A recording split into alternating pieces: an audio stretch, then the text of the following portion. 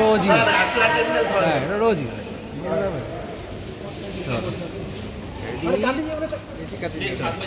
Ready? আগে আমি শুরু করি। প্রথমে শুভ বিজয়া আপনাদের সবাইকে। পুজো ভালো কেটেছে আশা করবো। তেমনি শুভ বিজয়ার শুভেচ্ছা সবাইকে জানাচ্ছি। এবার বলো।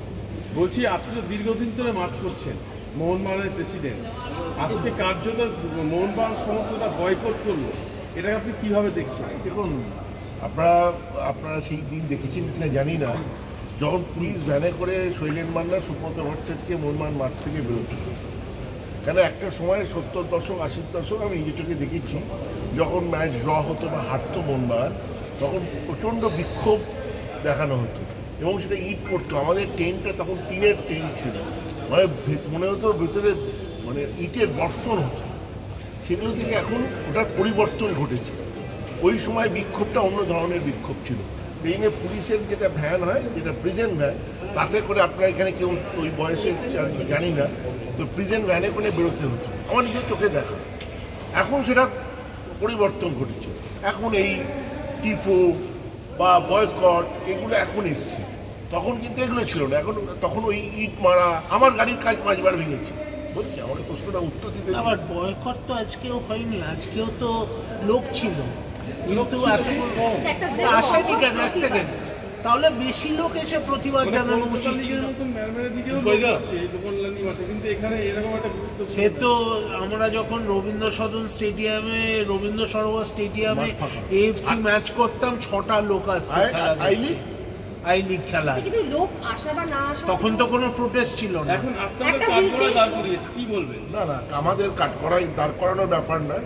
দেখুন, মোহনবাগান ক্লাব, যে ম্যানেজমেন্ট হোক আর প্লেয়ার হোক, সবাইকে নিয়ে ওদের বক্তব্য আছে। এগুলো হয়েছে, আমি কি বলছি, আগেও হয়েছে। এক কথা বারবার প্রশ্ন করলে উত্তর একটাই, একজন প্রশ্ন করুন। সেটা হচ্ছে একজন উনি প্রশ্ন করতে, আমি ওনার উত্তরটা দিয়ে দিই। সেটা হচ্ছে এগুলো হচ্ছে সমর্থকদের ক্ষোভের বহিঃপ্রকাশ, হতেই পারে। দুঃখ ওরাই হচ্ছে যখন জিতি তখন ওরা মাথায় তুলে নেয়, হারলে এই ধরনের ক্ষোভ প্রকাশ হতেই পারে।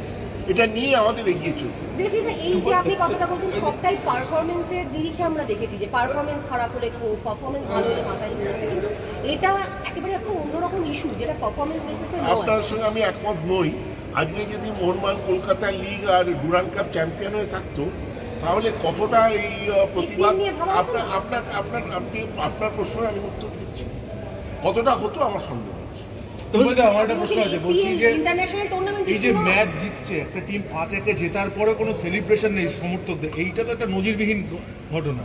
তাহলে তো মোহনবাগান, তাহলে যারা প্রোটেস্ট করছিল যে আজকে মোহনবাগানের আইএফএ শিল্ড খেলা উচিত, তাহলে মোহনবাগান খেলে ভুল করছে, তাই নয় কি? এরাই আজকে যারা এখানে প্রোটেস্ট করছে তাদেরই কি বক্তব্য ছিল যে মোহনবাগান আইএফএ শিল্ড খেলছে না এবং এএফসি খেলছে না। ঠিক আছে, যেই মোহনবাগান এএফসি খেলছে, যেই আইএফএ শিল্ড খেলতে এলো, তখন চলে গেল এটা এএফসির দিকে। তখন তো কেউ বললো না যে মোহনবাগান আইএফএ শিল্ড খেলছে। সো আমার কথা হচ্ছে যে টিম খেলছে। আগেরবার ইরান যায়নি, ইরান একটা এমন একটা জায়গা, সেখানে আপনাদের প্লেয়ারদেরও বেনিফিট অফ ডাউট দিতে হবে।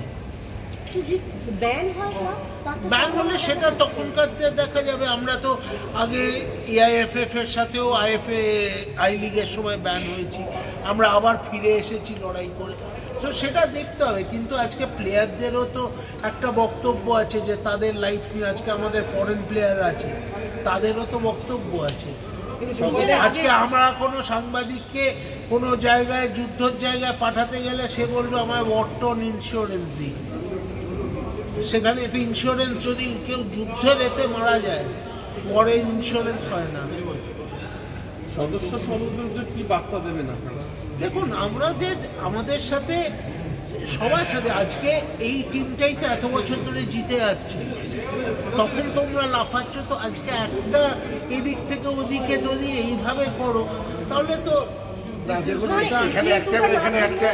হতেই পারে। এখানে একটা বক্তব্য আছে, এখানে একটা বক্তব্য হচ্ছে আজকে উইকডেজ দুপুর 3টে শহরের এক কোনায় একটা ম্যাচ হলে এত বৃষ্টি, তার মধ্যে আপনি যদি বলেন যে 20,000 এখানে 10-15,000 লোক ভরে যাবে, এটা সম্ভবপর নয়, এটা বাস্তবে সম্ভবপর নয়। সেখানেও যথেষ্ট লোক হয়েছে, আমার মনে হয় 1,000-2,000 লোক হয়েছে, কথা আমি জানি না।